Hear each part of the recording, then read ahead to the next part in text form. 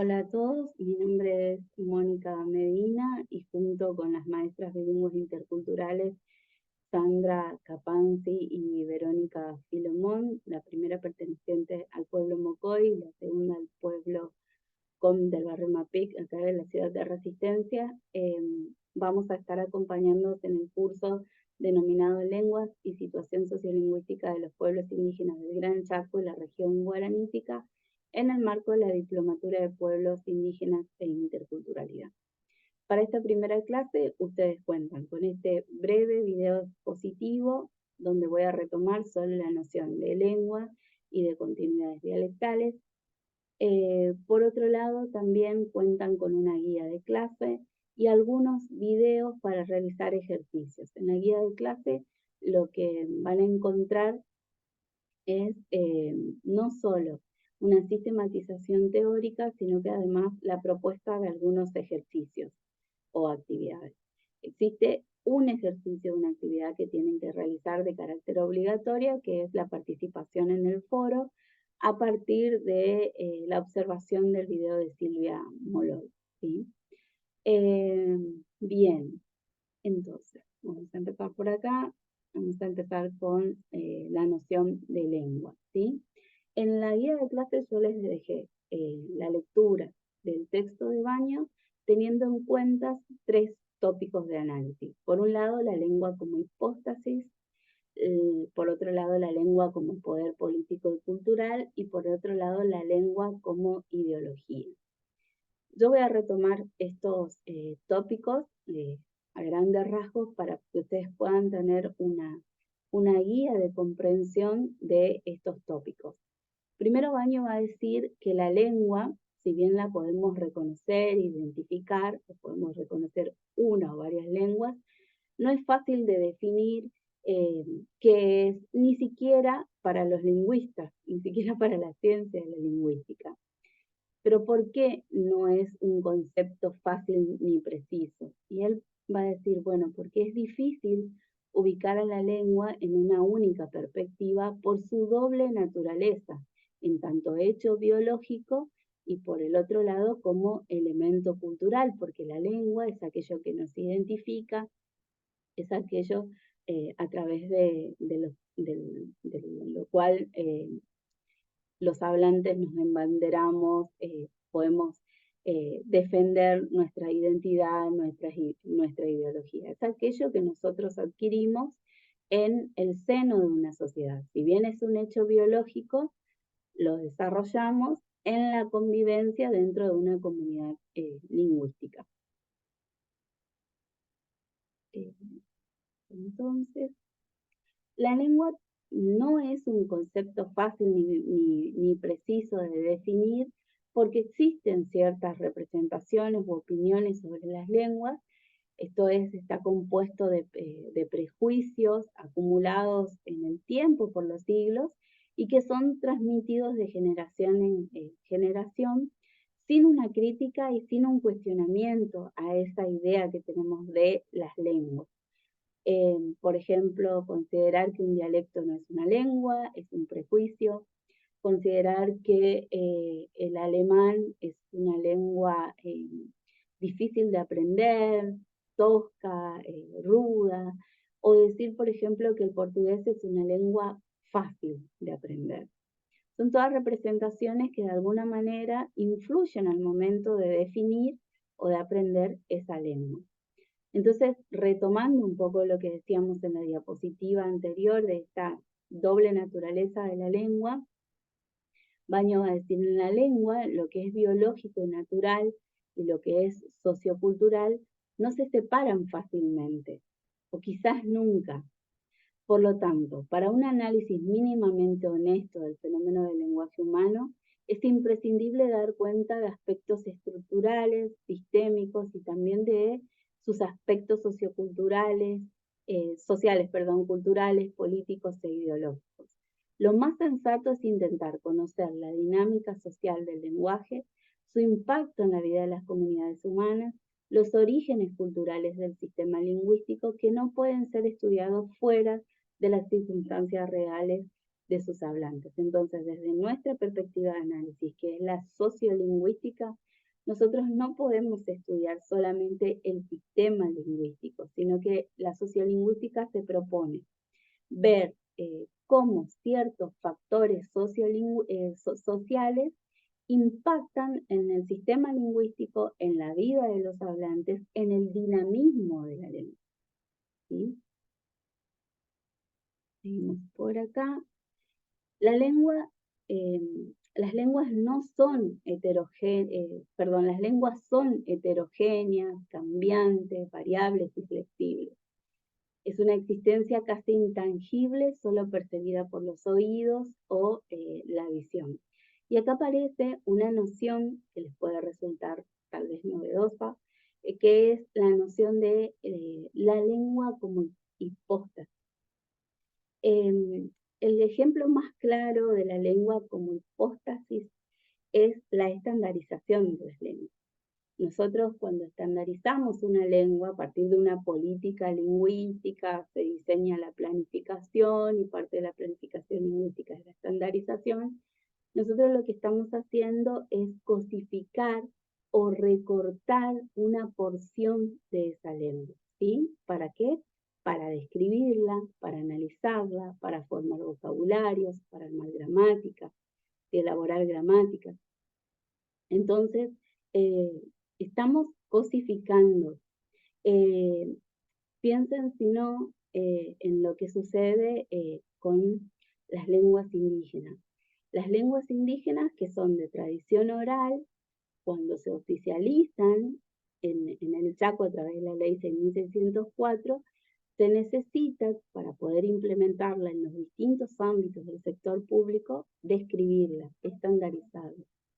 Entonces, para ello es necesario, de algún modo, poder consensuar qué sistema de escritura vamos a utilizar, consensuar un vocabulario. Entonces, eso es hipóstasis, eso es cristalizar, eso es objetivar de alguna manera el sistema lingüístico. Entonces, lo que va a decir Baño es que resulta muy difícil y quizás imposible no convertir inmediatamente a ese objeto, no convertir inmediatamente ese conjunto, de sonidos, palabras, significados, en una cosa más allá de lo que es, en un objeto, en un constructo cultural a lo cual se añade una red de representaciones sociales.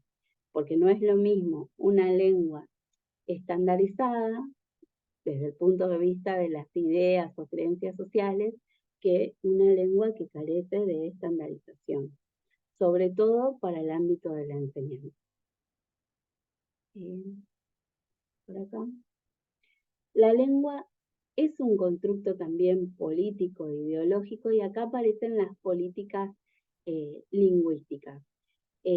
La estandarización de una lengua por parte de un Estado o de un gobierno a través de una política lingüística implementada implica un proceso de selección de una forma de hablar y a su vez la exclusión o el rechazo o negación de otras formas de hablar. Por eso va a decir Baño que nombrar una lengua no es inocente, es un acto político. Es decir, si yo oficializo una lengua, estoy dejando de lado a otras formas de habla o a otras variedades lingüísticas afuera, ¿sí? De esa oficialización. Entonces, la elección de un dialecto, de una lengua para ocupar el cargo de lengua oficial, relega en el mismo gesto político todas las otras variedades y lenguas de un territorio a la terrible oscuridad de no ser. Eso es lo que dice Baño.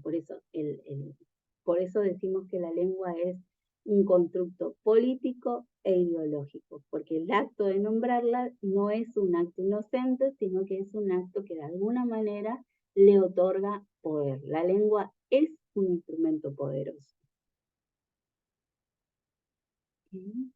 Por acá. Y por último, la lengua como algo con límites definidos y seguros, va a decir Baño, es, lo repito, resultado de un proceso histórico y cultural.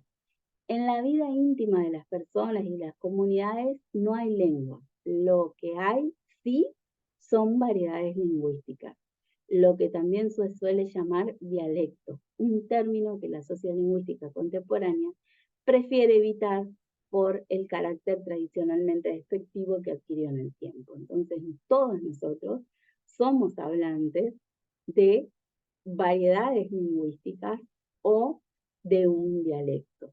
Y acá esta cita de Baño lo que hace es darnos pie para trabajar el concepto de lengua, dialecto y de variedad.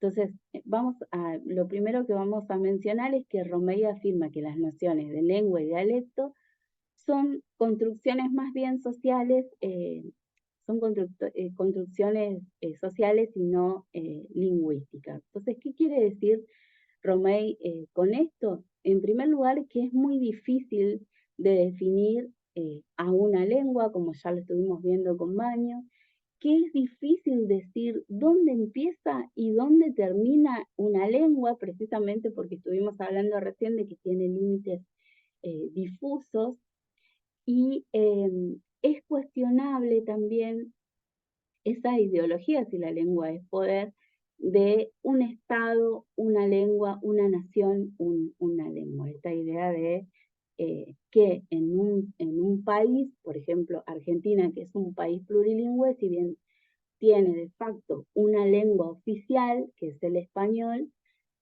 hacia el interior de Argentina tenemos una multiplicidad de variedades lingüísticas, sin contar las 15 lenguas indígenas, más la veintena de lenguas de inmigración, más las distintas variedades del español que hablamos en nuestro país, ¿no? Entonces, ¿qué nos queda de esto? Es que no existen comunidades lingüísticas homogéneas. Pusimos el caso de Argentina, y que las lenguas se ven atravesadas por una multiplicidad de variables que impactan en su dinamismo, variables sociales como política, identidad, ideología, historia y educación. Y acá les dejo una cita de Romei.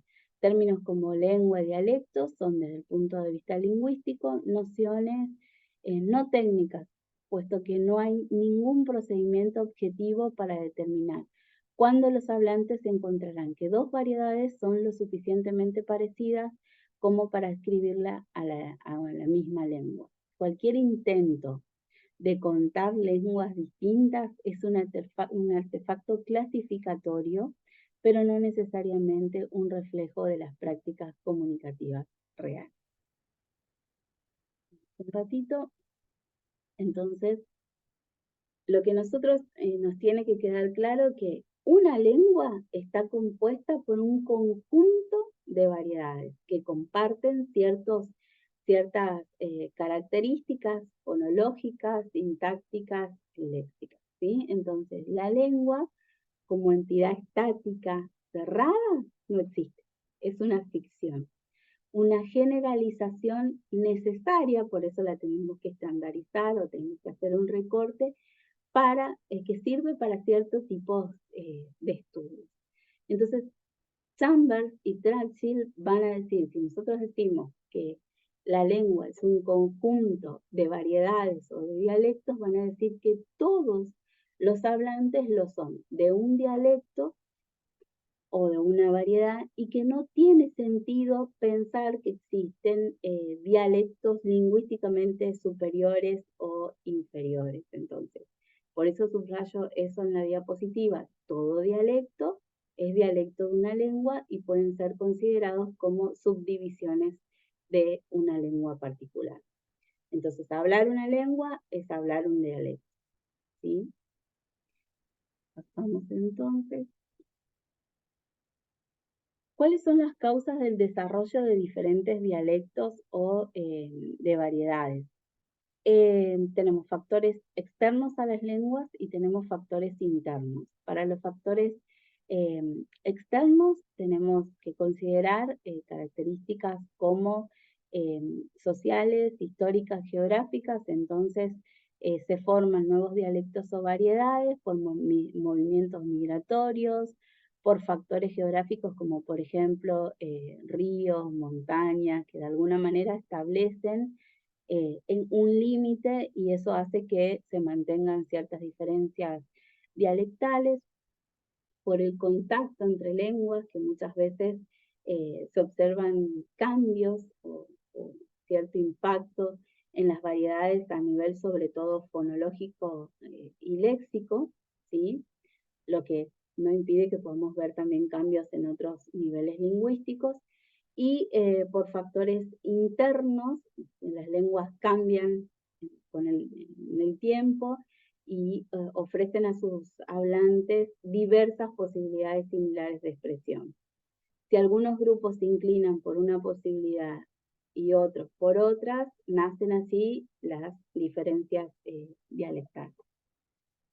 Después tenemos, si consideramos que un dialecto es una de las tantas formas que puede tomar una lengua, son tantas las variaciones que puede adoptar una lengua según criterios como la diatopía, y vamos a considerar las variables regionales o la dimensión geográfica, la diastrastía, como son factores socioculturales, o la diafásica, que es la diferenciación individual según el tópico y la relación entre los hablantes, y ahí vamos a tener que mirar en estas dos últimas el nivel socioeconómico, si son profesionales o los grupos de edad, el nivel de escolaridad. Entonces, los límites entre un dialecto y otro ya no son diatópicos o diastrásticos, son más bien borrosos. Entonces, no es posible trazar una línea divisoria entre dos dialectos. Es muy difícil lograr eso, ¿sí? Son límites más bien difusos, pero una manera de poder identificarlos es teniendo en cuenta estos factores que les acabamos de mencionar. Entonces, llegó el momento de hablar de esto de las continuidades dialectales, del concepto de continuidades dialectales. Entonces, las variables lingüísticas ya vimos que no son entidades discretas. Y aparece acá un concepto que lo vamos a trabajar de la mano a partir de los aportes de Chambers y Trachil, que es el de continuum dialectal, donde vamos a considerar variables geográficas y una variable sociodialectal. Los continuums dialectales o geolectales, ¿sí? Continuum dialectal, geolectal. ¿Qué son los continuos? Un conjunto de dialectos que presentan diferencias lingüísticas que son acumulativas a medida que se distancian en el espacio, ¿sí? Entonces, son un conjunto de dialectos que a medida que se van alejando presentan diferencias. Y acá nosotros tenemos el ejemplo de A a Z, si pensamos en una línea, digamos, en un posible segmento. A a Z, de A a Z, las diferencias son muchas, ¿sí? Puede ser que el dialecto A no se comprenda con el dialecto Z, pero entre A y B no hay casi diferencias porque la distancia es menor. Entre A y F puede haber algunas diferencias y puede que estos dos grupos lingüísticos puedan comprenderse, pero entre A y M la diferencia será un poco mayor. Por eso les pusimos acá. Los dialectos de los extremos del área geográfica A a Z pueden no ser mutuamente inteligibles, pueden no comprenderse entre sí, pero estar conectados por una cadena de inteligibilidad mutua. ¿Sí? ¿Por qué? Porque pertenecen al mismo continuum dialectal. No existe ningún punto en el que la ruptura sea tan completa que los dialectos geográficamente adyacentes no sean mutuamente inteligibles. Yo no puedo decir acá empieza A y acá empieza F, no, es todo aproximado. ¿Por qué? Porque están conectados por una precisamente cadena de mutua inteligibilidad. Se supone que en este segmento estos dialectos comparten ciertos rasgos. Si bien A y Z poseen más diferencias, pero pueden comprenderse entre sí, con bastante diferencias marcadas.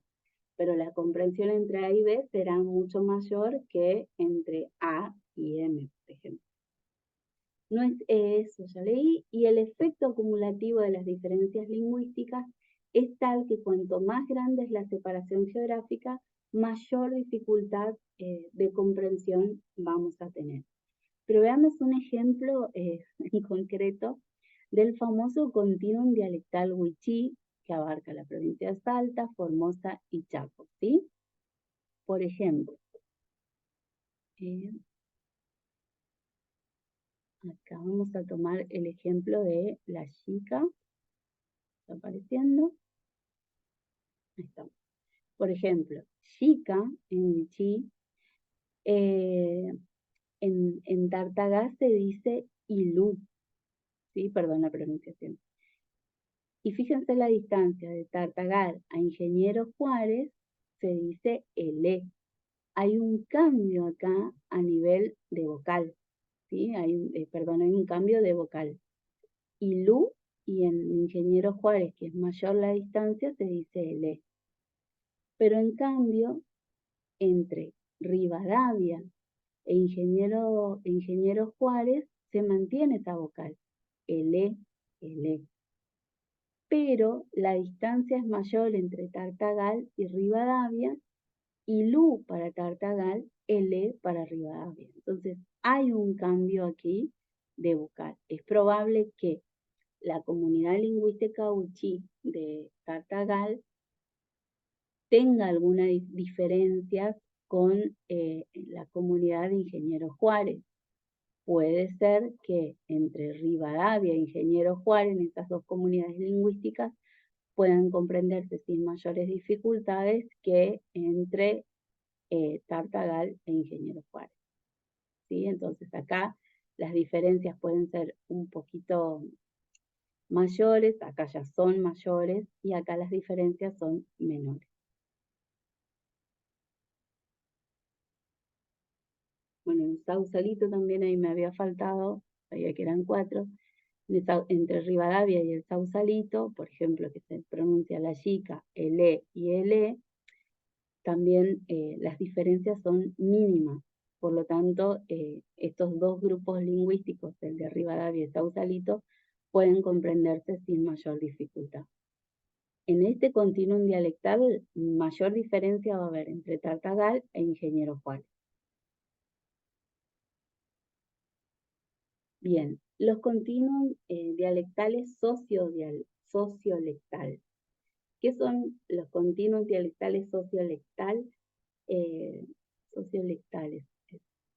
Sociolectal, que es un conjunto de dialectos que presentan diferencias según la escala social. Y entonces acá Chambers y Trachil les citan el ejemplo del continuum sociolectal de Jamaica. Lo que van a decir es que los que están en la parte superior de la escala social hablan algo que es claramente inglés, y los que pertenecen a la parte inferior, algo que claramente no lo es. Los que están en el medio, pensemos en el continuo, hablan inglés, los de la parte inferior algo que no es inglés, y los que están en el medio hablan algo intermedio. La escala de variedades, desde el inglés puro hasta el criollo jamaiquino más genuino, forma el continuum sociolectal. Entonces no hay razón, no hay ninguna razón claramente motivada para decir de algún punto concreto del continuum que el inglés acaba aquí, entre esta parte superior y la parte inferior. Yo no puedo decir dónde termina el inglés y dónde empieza el criollo jamaiquino. Eso no se puede establecer con precisión. O que el criollo jamaiquino empieza en determinado punto de ese segmento sociolectal o de la continuidad dialectal. Entonces, estamos acostumbrados a pensar en las lenguas como entidades bien definidas y claramente separadas. O es inglés o no lo es, ¿sí? Los hechos son, sin embargo, a menudo algo diferentes. Es imposible definir los límites precisos de una lengua. Es imposible eh, saber cuántos hablantes tiene una lengua si no se realiza un censo eh, lingüístico, pero que me va a arrojar datos aproximados más que nada, ¿sí? Bien, esa es toda la clase de hoy. Yo sé que son nociones difíciles, son nociones densas, por eso los invito a que puedan unirse en el foro de consultas o bien que puedan realizar sus consultas a través de la tutoría sincrónica, que yo les voy a dejar el link ese mismo día de la tutoría. Les voy a compartir el link para que puedan unirse. Bueno, en caso de aquellas personas que no puedan, necesiten otro día, podemos acordar a ver cómo, cómo organizarnos para poder despejar ciertas dudas. Entonces será hasta la próxima clase.